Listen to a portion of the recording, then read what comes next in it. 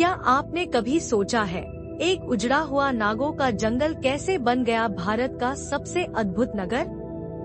क्या आप जानते हैं वह नगर जो पांडवों की ताकत बना, वहीं आगे चलकर उनके पतन की जमीन भी बना? यह कहानी केवल एक नगर के निर्माण की नहीं है, यह उस स्वप्न की कहानी है जो छल, राजनीति और कर्म की आग में तपकर इंद्रप्रस्थ कहलाया। चलिए शुरू करते हैं आज की महागाथा। हस्तिनापुर के राजमहल की भव्य सभा आज कुछ विशेष थी। वो दरबार जहां न जाने कितनी पीढ़ियां पलती रहीं, जहां भीष्म पितामह ने अपनी प्रतिज्ञा ली, जहां विदुर ने न्याय की आवाज उठाई और जहां वर्षों से कुरु वंश की राजनीति अपने चरम पर रही, आज वही दरबार एक नए निर्णय की गवाही देने जा रहा था। एक ऐसी घोषणा जो केवल सत्ता के बंटवारे की बात नहीं थी, बल्कि उस आग की शुरुआत थी जो वर्षों बाद कुरुक्षेत्र की रणभूमि में जलकर सब कुछ भस्म कर देगी। आज युधिष्ठिर, भीम, अर्जुन, नकुल और सहदेव, पांचों पांडव, जो अभी कुछ वर्ष पूर्व ही वनवास और कठिनाइयों से लौटे थे, दरबार के बीच खड़े थे और उनके सामने था कुरु वंश का समस्त बुद्धिजीवी वर्ग। धृतराष्ट्र, जो नेत्रहीन होकर भी सत्ता की दृष्टि नहीं छोड़ना चाहते थे, भीष्म पितामह, जिनके रुख से धर्म और कर्तव्य की सीमाएं अक्सर टकराती थी, विदुर, जिनकी बुद्धिमत्ता में न्याय की लौ जलती थी, और द्रोणाचार्य व कृपाचार्य जैसे आचार्य, जिनकी आंखों में भावी युद्ध की चिंता थी। वहीं दूसरी ओर खड़े थे कौरव, दुर्योधन, शकुनी, दुशासन और अन्य 100 भाई, जिनके चेहरे पर छुपी घृणा, जलन और भय का अजीब सा मिश्रण साफ झलक रहा था। पांडवों को खंडप्रस्थ सौंपा गया था, एक वीरान, नागों से भरा, उजड़ा हुआ जंगल, जहां ना कोई राज्य की भव्यता थी, ना नागरिकता की व्यवस्था, ना ही जीवन के लिए अनुकूल कोई सुख सुविधा। पर युधिष्ठिर ने उस भीषण निर्णय को भी धर्म मानकर स्वीकार किया, क्योंकि उनके लिए धर्म ही राजा का प्रथम कर्तव्य था। भीम के नेत्रों में रोष था, अर्जुन की मुट्ठियां भिंची थी, द्रौपदी के मुख पर व्यंग्य भरा मौन था, नकुल और सहदेव जैसे बालकों के मन में नवयुवक बनने की उत्सुकता थी। पर युधिष्ठिर, वे शांत थे, स्थिर थे, मानो उस निर्णय में भी उन्हें ईश्वर की इच्छा का संकेत दिखाई दे रहा हो। सभा के मध्य खड़े होकर युधिष्ठिर ने धृतराष्ट्र की ओर झुककर कहा, हे पितामह, हे महाराज, हम आपके निर्णय को सहर्ष स्वीकार करते हैं और खंडप्रस्थ जाकर उसे अपना राज्य बनाएंगे। उनके इन शब्दों में न कोई कटुता थी, न कोई विरोध, बल्कि एक ऐसी स्वीकार्यता थी जो केवल एक सच्चे धर्मराज के भीतर ही हो सकती है। भीष्म पितामह की आंखें भी नम थी। उन्होंने कहा, पुत्र युधिष्ठिर, यह भूमि तुम्हारी नहीं, तुम्हारे पुरुषार्थ का प्रतीक बनेगी। खंडप्रस्थ भले ही उजड़ा हो, पर वहाँ से एक युग की शुरुआत होगी और वही तुम्हारी असली पहचान बनेगी। सभा में मौजूद सभी राजपुरुषों ने अपनी सहमति में सिर झुकाया, पर दुर्योधन ने धीमे स्वर में अपने मामा शकुनी से कहा, उन्हें हम कुछ नहीं दे रहे, केवल एक शापित जंगल पकड़ा रहे हैं। पर अगर वे उस जंगल को भी स्वर्ण बना दें, तो शकुनी मुस्कुराए और उनके होठों से निकला, तभी तो अगली चाल की तैयारी रखनी होगी। वही मुस्कान जो बरसों बाद द्रौपदी की चीरहरण सभा में भी गूंजेगी, वही चालबाज दिमाग जो इस वक्त पांडवों को कमजोर समझ रहा था, पर वास्तव में वही उन्हें भविष्य का शेर बना रहा था। सभा की गंभीरता के बीच अचानक आचार्य द्रोण ने पांडवों की ओर देखकर कहा, तुम्हारी शिक्षा समाप्त हुई नहीं, अब असली शिक्षा शुरू होगी, जो जीवन के मैदान में होती है। यह वाक्य नकुल और सहदेव के मन में विशेष रूप से अंकित हुआ और उन्होंने उसे अपने जीवन का मंत्र बना लिया। वहीं अर्जुन ने मौन होकर भी सभी चेहरों को गहराई से देखा। धृतराष्ट्र के अधरों की कांपती हिचकियां, दुर्योधन की आंखों में छिपा विष, द्रौपदी की तिरछी दृष्टि और युधिष्ठिर का शांत चेहरा। अर्जुन समझ गया कि अब शस्त्र उठाने का नहीं, स्वप्न रचने का समय है, पर वो स्वप्न जो युद्ध से होकर ही पूरे होंगे। वहीं भीम ने सभा के कोने में खड़े होकर दोहराया, आज हम चल रहे हैं उस भूमि की ओर जिसे कोई नहीं चाहता, पर देखना कल वही भूमि सबको चाहिए होगी। जैसे ही पांडवों ने विदाई ली, हस्तिनापुर के नागरिक मार्गों पर खड़े थे। कुछ रो रहे थे, कुछ चुपचाप नमन कर रहे थे और कुछ बच्चे तो पीछे पीछे दौड़ पड़े। भीम भैया, अर्जुन भैया, हमें साथ ले चलो। इन बच्चों की पुकार में एक प्रेम था, एक भरोसा था कि ये 5 भाई कहीं भी जाएं, वो स्थान उजड़ नहीं सकता। धृतराष्ट्र ने विदुर से धीमे स्वर में कहा, क्या हमने कोई भूल की है विदुर? विदुर ने उत्तर में केवल इतना कहा, जो धर्म की राह छोड़ता है वही भूल करता है, चाहे वह अंधा हो या देखता हुआ। धृतराष्ट्र चुप हो गए और उनकी आंखों से अश्रु बह निकले। वो नहीं जानते थे कि आज जो निर्णय उन्होंने लिया है वही कल उनके कुल का सर्वनाश लाएगा, पर उस वक्त सब कुछ नियति के प्रवाह में था। पांडवों के रथों की ध्वनि, उनके रथों से उड़ती धूल, उनके पीछे चलती सेनाएं और उनके साथ चलता एक सपना, एक राज्य का सपना, एक युग के आरंभ का सपना। द्रौपदी ने पलटकर अंतिम बार हस्तिनापुर को देखा, वो भूमि जहां उसका स्वयंवर हुआ था, जहां उसने पहली बार युधिष्ठिर को देखा था, जहां उसका अपमान होना लिखा था और जहां एक दिन उसका प्रतिशोध भी पूरा होगा। उसकी आंखों में आंसू थे, पर चेहरा दृढ़ था। वो जानती थी कि जो उजाड़ जंगल उनका इंतजार कर रहा है, वहीं से उठेगी एक नई पहचान, एक नई शक्ति, और वहीं से जन्म लेगा इंद्रप्रस्थ। जब पांडवों का रथ हस्तिनापुर की सीमाओं से निकलकर खंडवप्रस्थ की ओर बढ़ा, तब सूर्य की किरणें धीरे धीरे अस्ताचल की ओर ढलने लगी थी। मानो स्वर्ग भी उस अनकहे विदाई को मौन आशीर्वाद दे रहा हो। और सामने फैली अनंत भूमि, जिसे खंडवप्रस्थ कहा जाता था, वो भूमि जो केवल नाम से एक प्रदेश थी, पर वास्तव में थी एक अभिशप्त जंगल, जहाँ वर्षों से नागों का वास था, जहाँ कोई इंसानी बस्ती नहीं थी, न ही कोई महल, कोई फसल, कोई जीवन की धड़कन। वहाँ बस थी केवल मृतप्राय शांति, घने वृक्ष, कांटों की जालियों से ढकी पगडंडियां और उस वीराने में छुपा हुआ भय। पर जब पांडवों ने पहली बार उस भूमि पर कदम रखा, तब वह भूमि भी चौंक गई। क्या सचमुच कोई इस शापित जंगल को जीवन में बदलने आया है? युधिष्ठिर ने भूमि को प्रणाम किया। भीम ने मुट्ठी में मिट्टी उठाई और उसे अपनी छाती से लगाते हुए कहा, आज तू बंजर है, कल तू रणभूमि भी बनेगी, और एक दिन स्वर्ग से सुंदर भी। अर्जुन ने चारों ओर अपनी दृष्टि फेरी।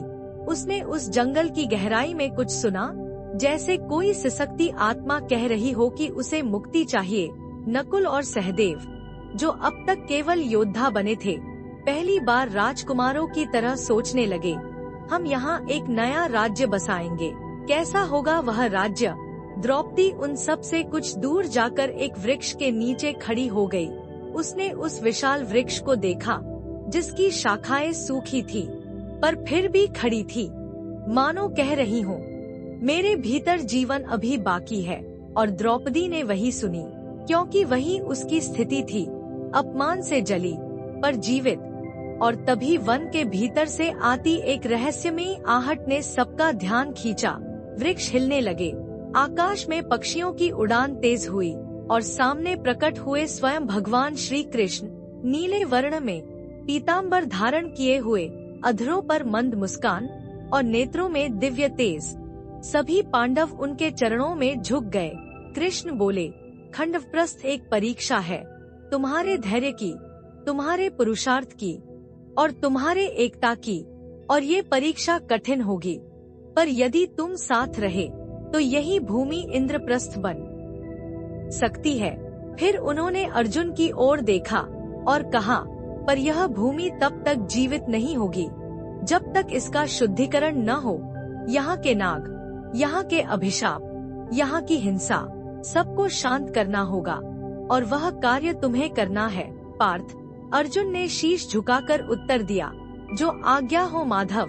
तब कृष्ण बोले, उस दिशा में एक प्राचीन अग्नि तपस्या में लीन है, उसे भोजन चाहिए, और वह अग्नि तभी शांत होगी जब यह सारा जंगल उसकी आहुति बनेगा। तुम्हें खंडवन दहन करना होगा। ये सुनते ही युधिष्ठिर चौंक गए। क्या एक वन को जलाना धर्म होगा?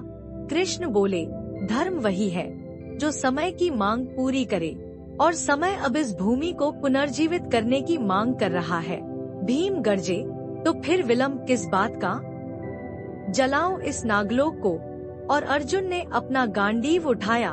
उसके रथ का पहिया घूमने लगा और उसके रथ की ध्वनि ने पूरे जंगल में संदेश दे दिया, अब विनाश के माध्यम से सृजन का समय आ गया है। और तब उस तपस्वी अग्निदेव ने प्रकट होकर आशीर्वाद दिया और कहा, हे पार्थ, मैं वर्षों से पीड़ित हूँ, मेरी ज्वाला बुझ रही है। खंडवन की आहुति से ही मेरा उद्धार होगा। पर जैसे ही अग्निदेव ने अग्नि प्रवाहित करनी शुरू की, जंगल में त्राहित्राही मच गई। नागराज, तक्षक और अन्य नाग अपने अपने क्षेत्र की रक्षा करने लगे। पक्षी भागने लगे, पशु चिंघाड़ने लगे, और एक दिव्य महाशक्ति उस अग्नि को रोकने के लिए प्रकट हुई। वह थे इंद्रदेव स्वयं, जो वरुण के मेघों को भेजकर जल की वर्षा करने लगे, जिससे खंडवन बच जाए। क्योंकि उस वन में उनके मित्र और शिष्य जीवित थे, पर अर्जुन ने आज प्रण लिया था, और वह गांडीव से वह जल की हर बूंद को काटने लगा। आकाश में बाणों से एक ऐसा जाल बुना गया, जहां से एक भी बूंद नीचे न गिरे। और उस युद्ध का दृश्य इतना अद्भुत था कि स्वयं भगवान कृष्ण रथ की सारथी बन गए। कृष्ण की मुस्कान, अर्जुन की आंखों में ज्वाला, और उस तपती भूमि की गर्जना, यह केवल एक जंगल का दहन नहीं था, यह आरंभ था एक महायुग का।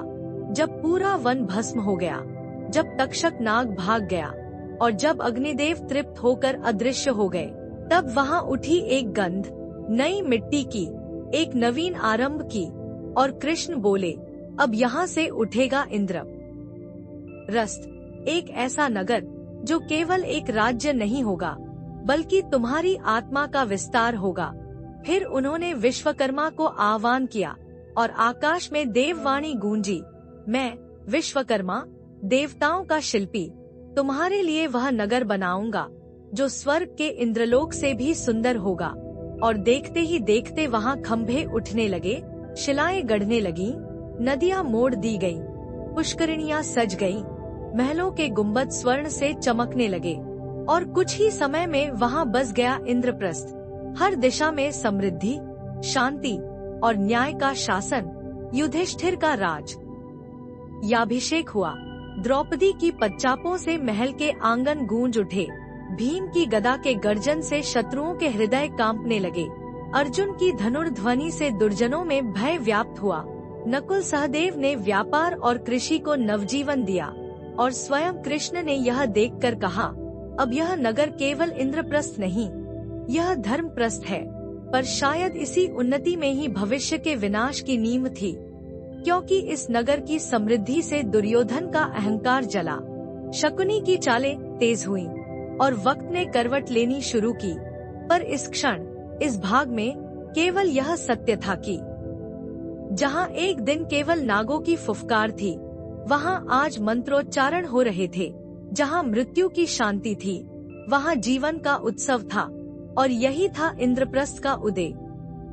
इंद्रप्रस्थ अब केवल एक नगर नहीं था, वह एक स्वप्न था जो मिट्टी से साकार हुआ था, एक दर्शन था जो तप, त्याग और एकता की नींव पर खड़ा था।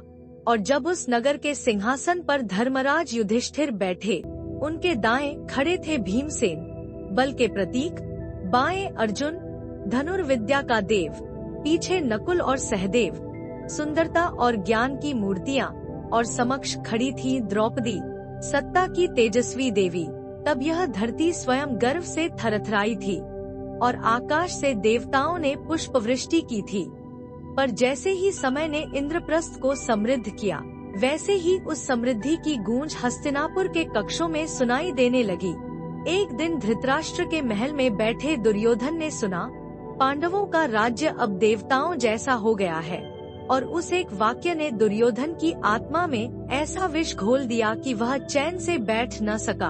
उसने पितामह भीष्म, गुरु द्रोण और माता गांधारी से इंद्रप्रस्थ की भव्यता के बारे में जानना चाहा, और जब किसी ने भी संदेह या तिरस्कार से कुछ नहीं कहा। तब उसने स्वयं वहां जाने का निर्णय लिया। भीष्म ने रोका, दुर्योधन, ईर्ष्या अग्नि है जो तुझे जला देगी। पर दुर्योधन के कानों में केवल एक ध्वनि गूंज रही थी, उन्होंने मेरा हिस्सा छीनकर राज्य बसाया है। और तब वह अपने मामा शकुनी, अपने भाई दो शासन और कुछ सेवकों के साथ इंद्रप्रस्थ की ओर चल पड़ा, जहां स्वागत हुआ राजसी शालीनता से। धर्मराज ने स्वयं उन्हें आमंत्रित किया। भीम ने कंधे पर हाथ रखकर अपने शत्रु को अपना अतिथि माना। अर्जुन ने मुस्कुराकर अपने ही शत्रु को अपना भाई कहा, और द्रौपदी ने, जिसकी आंखों में कभी क्रोध की ज्वाला थी, अपने शत्रु के लिए शीतलता का पात्र रखा। पर क्या ईर्ष्या का मन कभी शांत होता है? नहीं। और जब दुर्योधन ने पहली बार माया सभा में कदम रखा, जिसे स्वयं विश्वकर्मा और मैं दानव ने रचा था, जहां फर्श में जल और कांच एक जैसे दिखते थे, जहां दीवारें पारदर्शी थी और छतें सोने की थी, तो उसका अभिमान धीरे धीरे चटकने लगा। उसने कदम रखा और जल में गिर पड़ा। सभी दरबारियों ने हंसी रोकी, पर द्रौपदी की एक धीमी मुस्कान, जो शायद मूक व्यंग्य नहीं, केवल आश्चर्य थी, दुर्योधन को चुभ गई। उसने गीले वस्त्रों में खड़े होकर कहा, अंधे का पुत्र अंधा। और वह वाक्य जो द्रौपदी के मुख से नहीं, पर उसकी उपस्थिति से निकला, एक चिंगारी बन गया, जिसने कुरुक्षेत्र की लपटों को जन्म दिया। लौटते समय शकुनी ने कहा, भांजे, जब तक यह सभा है, तू कभी विजयी नहीं हो सकता। दुर्योधन बोला, तो इसे मिटाना होगा, इसकी जड़ों को हिलाना होगा, और वह होगा केवल एक उपाय से, जुए के खेल से। और वहीं से चालें चली जाने लगीं, योजनाएं बनी, एक षड्यंत्र की नींव रखी गई। हस्तिनापुर से एक विशेष दूत इंद्रप्रस्थ आया, धर्मराज को जुए के लिए आमंत्रण देने, और युधिष्ठिर, जो धर्म के मार्ग से कभी विचलित नहीं होते थे, पर क्षत्रियों का धर्म निभाना उनका कर्तव्य था, उन्होंने मना नहीं किया। जुआ खेलना अधर्म नहीं, पर माया से खेला गया जुआ विनाश है, श्री कृष्ण ने कहा था। पर उस समय वह द्वारका में थे, और इंद्रप्रस्थ में धर्मराज ने उसे केवल एक याचना समझा। द्रौपदी ने हाथ जोड़कर कहा, आर्यपुत्र, ये आमंत्रण नहीं, एक जाल है। पर युधिष्ठिर बोले, धर्म से भागना अधर्म है, और मुझे अपने धर्म से पीछे नहीं हटना। और उस दिन जब पांडवों का रथ हस्तिनापुर पहुंचा और उस कक्ष में प्रवेश किया जहां शकुनी अपने कुटिल पासों के साथ बैठा था, तब इतिहास ने सांस रोक ली थी। पहली पासा चला और युधिष्ठिर हारे। सोना, चांदी, रथ, महल, सेना, सब कुछ हारते गए। और अंत में जब उन्होंने अपने भाइयों को दांव पर लगाया और उन्हें भी हार गए, तो वहां सन्नाटा था। और तब उन्होंने अपनी अंतिम श्वासों के साथ कहा, मैं द्रौपदी को भी दांव पर लगाता हूँ।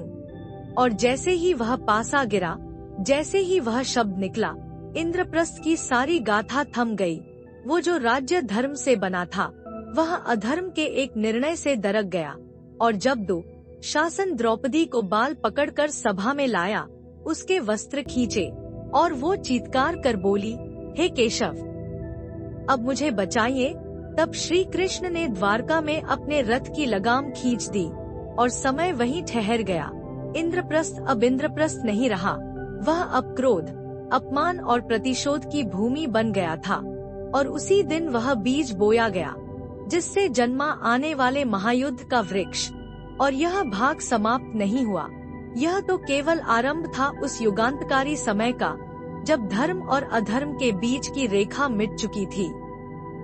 और अब जब इंद्रप्रस्थ के वैभव की गूंज पूरे आर्यावर्त में गूंज चुकी थी, तब उसकी आत्मा, उसका गौरव, उसका हृदय, माया सभा आकार लेने को थी।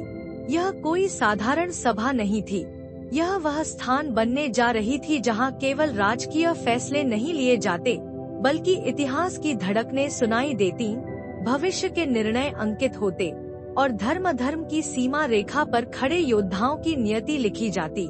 श्री कृष्ण के परामर्श पर युधिष्ठिर ने माया दानव को आमंत्रित किया, वही माया जो श्री कृष्ण ने खांडव वन दहन के बाद जीवन दान दिया था। माया दानव ऋणी था अर्जुन का, और अब वह ऋण चुकाने को प्रस्तुत हुआ।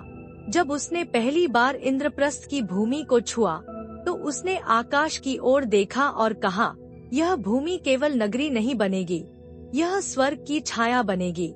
और उसके वे शब्द समय की रेखाओं पर अंकित हो गए।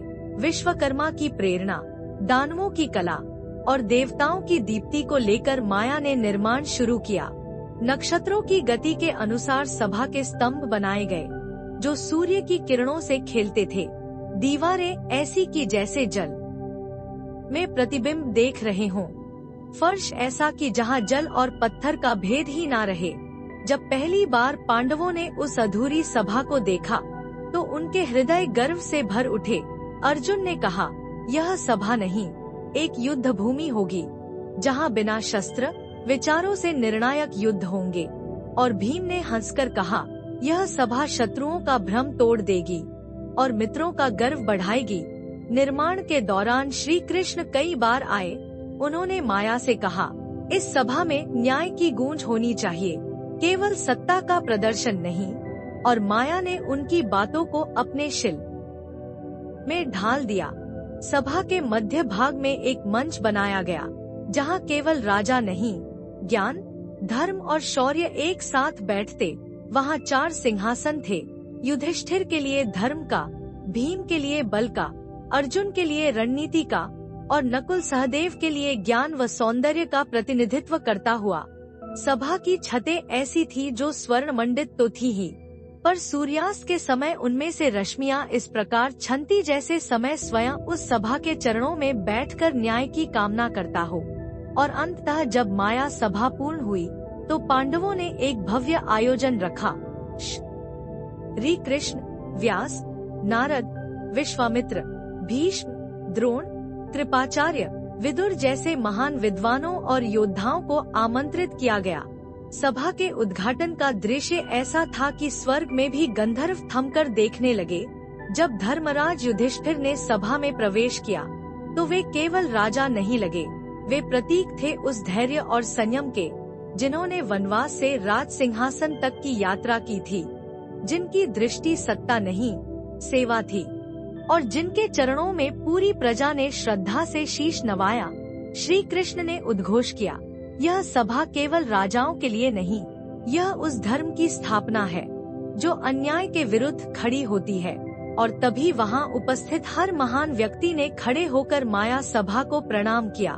द्रौपदी, जो उस सभा की देवी प्रतीत होती थी, उनके वस्त्रों का उज्जवल प्रकाश सभा की दीवारों पर ऐसे चमक रहा था जैसे शक्ति स्वयं वहां विराज रही हो।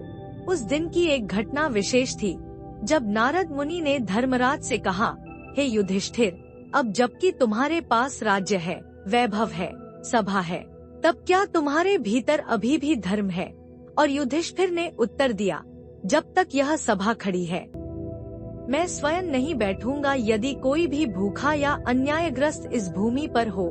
उस उत्तर ने नारद को भी निशब्द कर दिया। लेकिन जैसे जैसे सभा का यश फैलने लगा, हस्तिनापुर के कक्षों में बेचैनी बढ़ने लगी। धृतराष्ट्र को जब यह समाचार मिला कि माया सभा की छवि देवताओं तक पहुंची है, तो वह चिंतित हो उठा। उसने विदुर से कहा, क्या पांडवों की समृद्धि हमारे कुरुवंश को विभाजित कर देगी? और विदुर ने संयम से उत्तर दिया, राजन, समृद्धि कभी विघटन नहीं लाती, केवल ईर्ष्या लाती है, और ईर्ष्या स्वयं में विभाजन है। लेकिन यह उत्तर दुर्योधन तक पहुंच चुका था और वहां उसके भीतर एक द्वंद्व पनपने लगा। शकुनी ने धीरे धीरे उसके कानों में जहर घोलना शुरू कर दिया। यह सभा तुम्हारे अधूरे राज्य का तमाचा है, यह वैभव तुम्हारे अपमान की प्रतिमा है। और इस माया सभा के वैभव को देखने का लोभ दुर्योधन को इंद्रप्रस्थ खींच लाया। और वहाँ जो दृश्य उसने देखा, उसने उसके भीतर केवल हर्ष नहीं, अपमान की ज्वाला जगा दी। जब वह पानी में गिरा और द्रौपदी की हंसी या उसकी कल्पना की हंसी उसके हृदय को चीर गई, तभी उसने निर्णय कर लिया, इस सभा को अपमानित करना ही अब उसका लक्ष्य होगा। और वहीं से उसने एक और योजना रची, इस सभा में धर्मराज को ही ऐसा खेल खिलाया जाए जहां उनका धर्म ही उनकी हार बन जाए। और भाग्य भी जाने क्यों उस समय दुर्योधन के साथ खड़ा था, क्योंकि माया सभा, जो स्वयं न्याय की प्रतिमा थी, अब उस अन्याय का दृश्य बनने वाली थी, जिसे महाभारत कहेंगे। और भाग 4 यहीं समाप्त नहीं होता। यह केवल वह मोड़ है जहां से पांडवों की महानता और कौरवों की ईर्ष्या एक दूसरे की ओर दौड़ती हैं।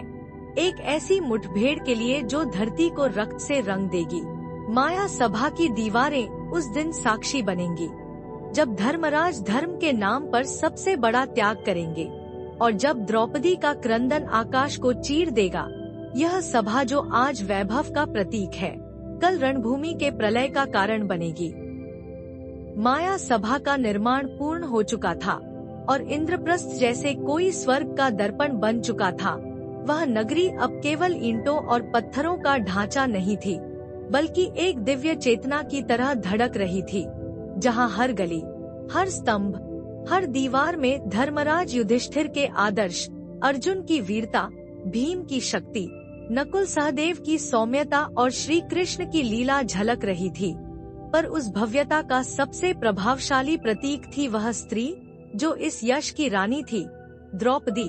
अब वह केवल पांचाल की राजकुमारी नहीं, और न ही केवल 5 पांडवों की पत्नी, अब वह स्वयं इंद्रप्रस्थ की आत्मा बन चुकी थी।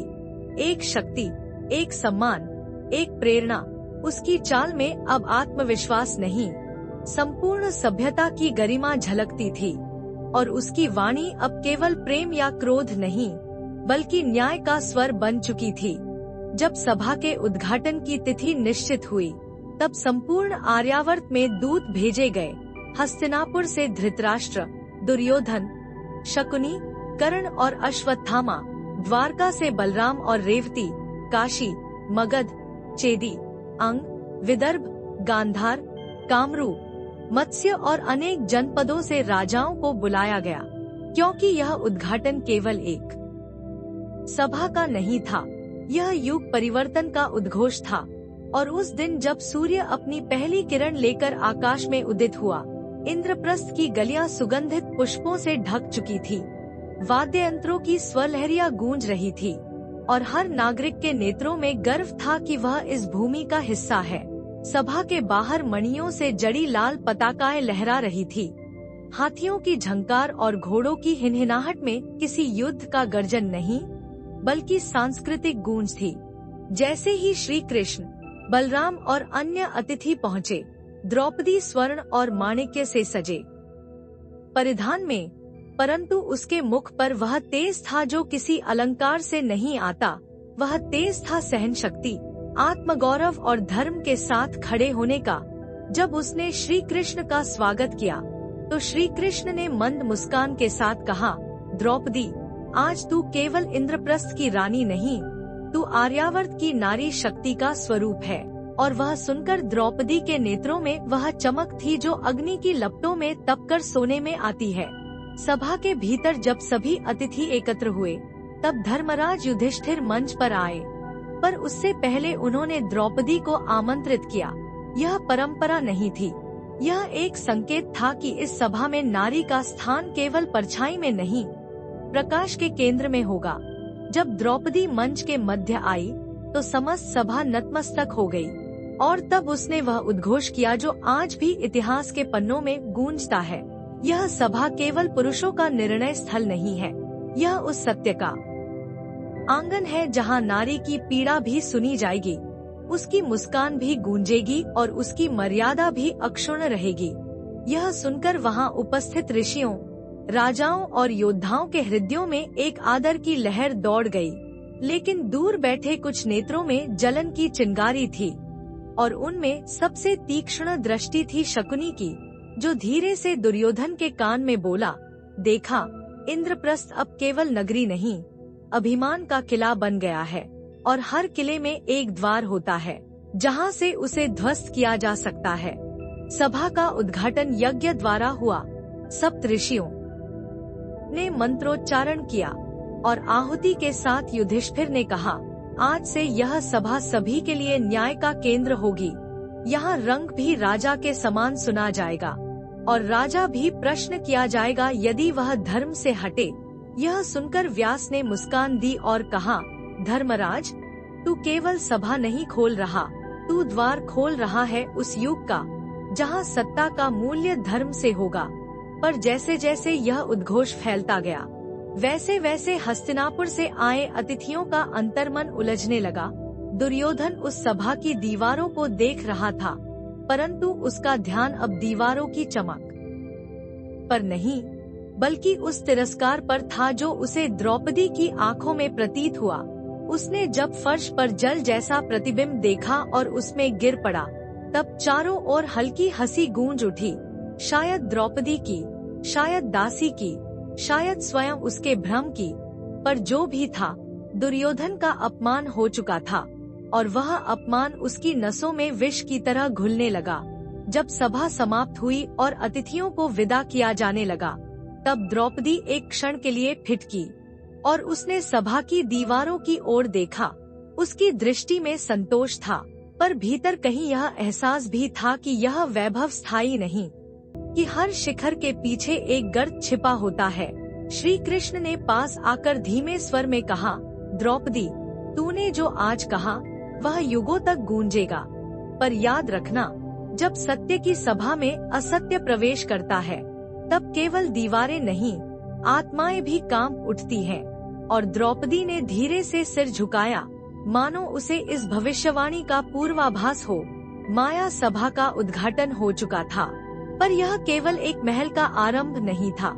यह उस महाभारत की शुरुआत थी जहां यह सभा, जो आज वैभव और न्याय की गाथा है, कल अपमान और चीत्कार की साक्षी बनेगी। द्रौपदी का यह गर्व, उसकी यह घोषणा, उसकी यह उपस्थिति, यही तो थी वह चिंगारी जिसे दुर्योधन जैसे मन को जलाने में समय नहीं लगता। और तभी आकाश में कुछ बादल उमड़ते दिखे, मानो भविष्य चेतावनी दे रहा हो कि युधिष्ठिर, तूने जो सभा रची है उसमें सत्य है, पर सत्य को पकड़कर रखने के लिए केवल धर्म नहीं, युद्ध भी आवश्यक होता है। इंद्रप्रस्थ की माया सभा के उद्घाटन के बाद आर्यावर्त में एक नई आशा का संचार हुआ। जैसे सहस्त्रों वर्षों की तपस्या के बाद एक आदर्श राज्य का जन्म हुआ हो, जहां नीति, धर्म और जन कल्याण को शासन का आधार बनाया गया। और जब युधिष्ठिर ने सिंहासन को केवल शक्ति का प्रतीक नहीं, बल्कि एक उत्तरदायित्व समझा, तो शासन के हर निर्णय में धर्म की गूंज होने लगी। उन्होंने शासन व्यवस्था को उस रूप में ढाला जहां राजा जनता का सेवक होता है, न कि स्वामी। वह स्वयं प्रातःकाल ब्रह्मा मुहूर्त में उठकर सभासदों, पुरोहितों और मंत्रियों के साथ बैठक करते और राजकार्य से पूर्व वेद पाठ, ध्यान और आत्मचिंतन करना अनिवार्य रखते, ताकि उनका निर्णय आत्मा से हो, अहंकार से नहीं। इंद्रप्रस्थ की व्यवस्था को उन्होंने 4 स्तंभों पर खड़ा किया: शिक्षा, कृषि, न्याय और रक्षा। और प्रत्येक स्तंभ का प्रमुख पंडितों, योद्धाओं व जनसेवकों से चुना गया, जिनका चयन योग्यता और चरित्र के आधार पर होता। गुरुकुलों को राजकोष से सहायता दी गई, जहां ब्राह्मण, क्षत्रिय, वैश्य और शूद्र सभी वर्गों के बालकों को एक समान शिक्षा देने की अनुमति दी गई, जिससे वर्ण व्यवस्था के भीतर भी संभाव उत्पन्न हो। कृषि के लिए विशेष भूमि सुधार कानून बनाए गए, जिसमें प्रत्येक कृषक को भूमि का अधिकार, सिंचाई की सुविधा और उचित मूल्य पर बीज और उपकरण उपलब्ध कराए गए, ताकि कोई भी किसान ऋण और भूख का गुलाम न बने। और यह व्यवस्था इतनी प्रभावी हुई कि दूर-दराज के राज्य इंद्रप्रस्थ से कृषि नीति की सलाह मांगने लगे। परंतु युधिष्ठिर जानते थे कि केवल पेट भरना ही धर्म नहीं होता। न्याय वह दीप है जो राज्य को अंधकार से बचाता है। इसलिए उन्होंने न्याय व्यवस्था को सार्वजनिक और पारदर्शी बनाया। अब राजा स्वयं सप्ताह में एक बार जन सुनवाई करता, जहां कोई भी व्यक्ति सीधे आकर अपनी व्यथा कह सकता था। और यदि किसी मंत्री, सेनापति या राजकुमार ने भी कोई अन्याय किया होता, तो उसे उसी सभा में कटघरे में खड़ा किया जाता। और इन सब के बीच एक अत्यंत महत्वपूर्ण निर्णय लिया गया। महिलाओं को भी समाज के निर्णयों में भाग लेने की अनुमति दी गई। द्रौपदी के सुझाव पर नारी सभा की स्थापना की गई, जहां नगर की वरिष्ठ स्त्रियां समाज की नीतियों पर विमर्श करती और अपनी अनुशंसाएं राजा को भेजती। यह उस काल में अभूतपूर्व था, जब अन्य राज्यों में स्त्रियां केवल पर्दे की परछाइयां मानी जाती थी।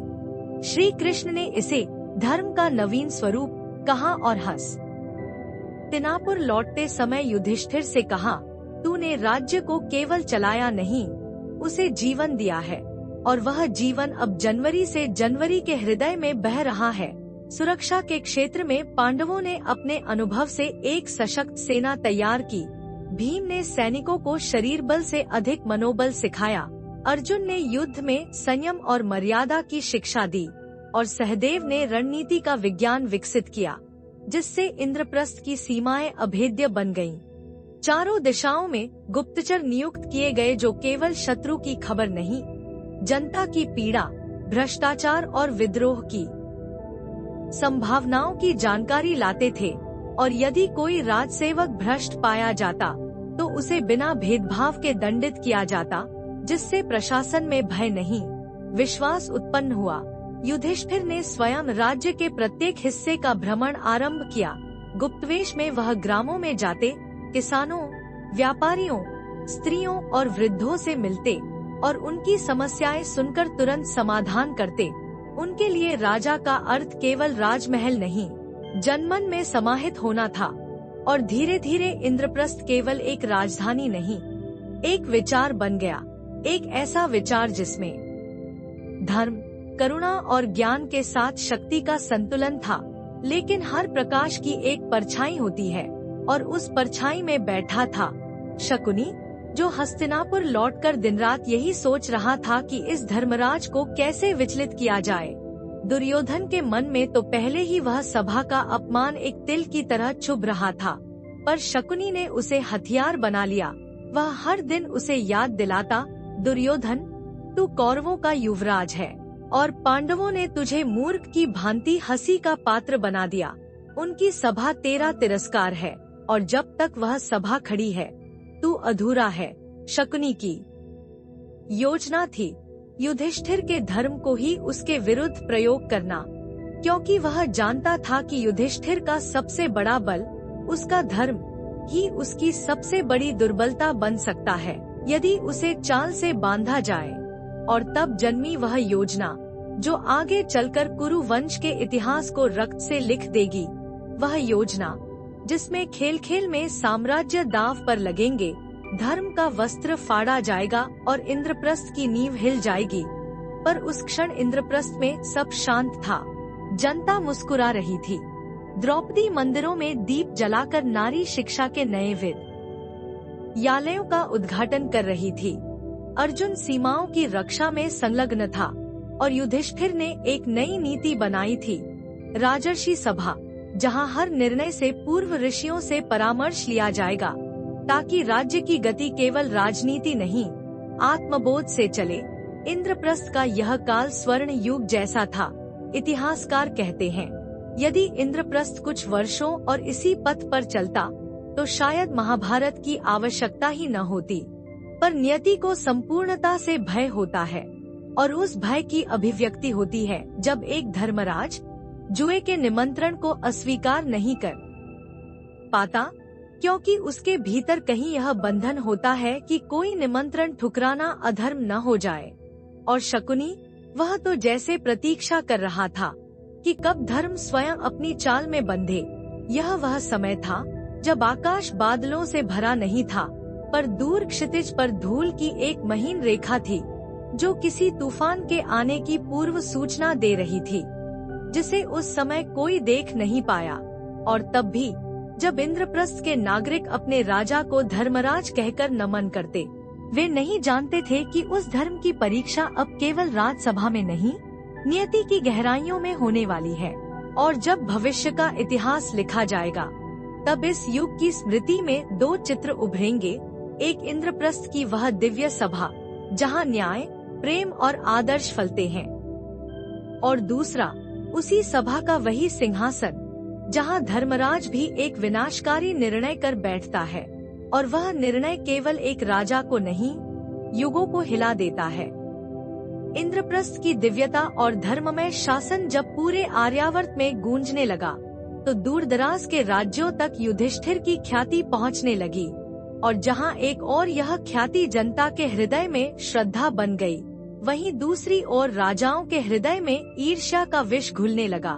परंतु इसी बीच वह आया जिसे स्वयं समय का सार कहा जाता है, श्री कृष्ण, द्वारका से इंद्रप्रस्थ की ओर अपनी रथ यात्रा लेकर, जैसे कोई दिव्य ऊर्जा धर्म की राजधानी को स्पर्श करने आ रही हो। मार्ग में जब जब जनता ने देखा कि 4 घोड़ों वाले रथ पर वह सुदर्शनधारी नीलवर्ण पुरुष आ रहे हैं, तो लोगों ने पुष्प वर्षा की, स्त्रियों ने मंगल गान किए और बालकों ने जयकारे लगाए, क्योंकि वे जानते थे कृष्ण केवल मित्र नहीं, वह चेतना है जो जब जब युगों में आते हैं, परिवर्तन की मशाल लेकर आते हैं। और जैसे ही उनका रथ इंद्रप्रस्थ की सीमा में प्रवेश करता है, स्वयं युधिष्ठिर, भीम, अर्जुन, नकुल, सहदेव, द्रौपदी और सभासद सभी नंगे पांव स्वागत को आते हैं, क्योंकि यह उनका राजनयिक नहीं, जीवन पथ का मार्गदर्शक था। कृष्ण ने युधिष्ठिर को देखकर मुस्कुराते हुए कहा, राज्य बनाना कठिन है, पर धर्म से चलाना उससे भी कठिन, पर तूने यह कर दिखाया है। सखा, कृष्ण को माया सभा में ले जाया गया, जहां उन्होंने अद्भुत वास्तुकला, जन कल्याण के विचार और नीति की व्यवस्था देखी, पर उनकी दृष्टि केवल भव्यता पर नहीं थी, वे मानवता की धड़कन सुनते थे। और जब उन्होंने देखा कि एक राज्य जो शक्ति से नहीं बल्कि सहिष्णुता से बना है, वहाँ सत्य केवल ग्रंथों में नहीं, जीवन में जीवित है, तो उनके नेत्रों में संतोष झलक पड़ा। उसी रात्रि सभा में जब युधिष्ठिर ने कृष्ण को प्रणाम कर कहा, हे माधव, इंद्रप्रस्थ तुम्हारे आने से पूर्ण हुआ, अब बताइए आगे क्या कर्तव्य हो सकता है। तब कृष्ण ने गंभीर स्वर में कहा, राज्य के लिए राजसूय यज्ञ करना आवश्यक है। यह एक साधारण प्रस्ताव नहीं था, यह धर्मराज को एक नए शिखर की ओर ले जाने का आह्वान था। वह शिखर जहां सम्राट की उपाधि केवल भौगोलिक विस्तार से नहीं, समस्त आर्यावर्त के राजा यदि उसकी धर्मनिष्ठा को स्वीकारें, तब मिलती है। युधिष्ठिर हतप्रभ थे। राजसूय, उन्होंने धीरे से कहा, यह तो अभिमान की चोटी है। हे माधव, क्या यह मेरे लिए उचित है? तब कृष्ण मुस्कुराए और बोले, यदि राजसूय को कोई अभिमान समझे तो वह मोह है, पर यदि तू इसे धर्म के प्रसार का साधन बना तो यह यज्ञ युग का पथ निर्देशन बन सकता है। अर्जुन ने भी इसका समर्थन किया। भैया, इस समय समस्त राज्यों में अराजकता है, छोटे छोटे राजा जनता को शोषित करते हैं। यदि तू सम्राट बनकर नीति और धर्म की छाया फैलाए तो केवल इंद्रप्रस्थ नहीं, समस्त आर्य भूमि सुखी होगी। और यही वह क्षण था जब युधिष्ठिर ने निर्णय लिया कि वह राजसूय यज्ञ करेगा, लेकिन शर्त एक थी, वह सम्राट तभी बनेगा जब कोई राज्य बल से नहीं जीता जाएगा, केवल नैतिक बल से। अन्य राजा यदि उसकी धर्मनिष्ठा को स्वीकार करें, तभी वह उन्हें अपनी अधीनता में नहीं, धर्मराज्य की छाया में लाएगा। और तब प्रारंभ हुआ इतिहास का वह चरण जिसमें पांडवों ने एक एक राज्य के पास दूत भेजे। अर्जुन उत्तर दिशा में गया, नकुल पश्चिम में, सहदेव दक्षिण में, भीम पूर्व में। हर ओर वे केवल धर्म का प्रस्ताव लेकर गए, और अधिकांश राज्यों ने बिना युद्ध के युधिष्ठिर को सम्राट स्वीकार कर लिया, क्योंकि वे जानते थे यह वह राजा है जो उनके सिंहासन नहीं, उनके सुख की रक्षा करेगा। परंतु एक नाम ऐसा था जिसने इस प्रस्ताव का तिरस्कार किया, मगध नरेश जरासंध, जिसकी शक्ति केवल तलवार में नहीं, आतंक और त्रास में थी, और जिसने एक नहीं 18 राजाओं को अपने कारागृह में बंदी बना रखा था, यह कहकर कि जो मुझे पराजित कर सके वही उनका उद्धार कर सकेगा।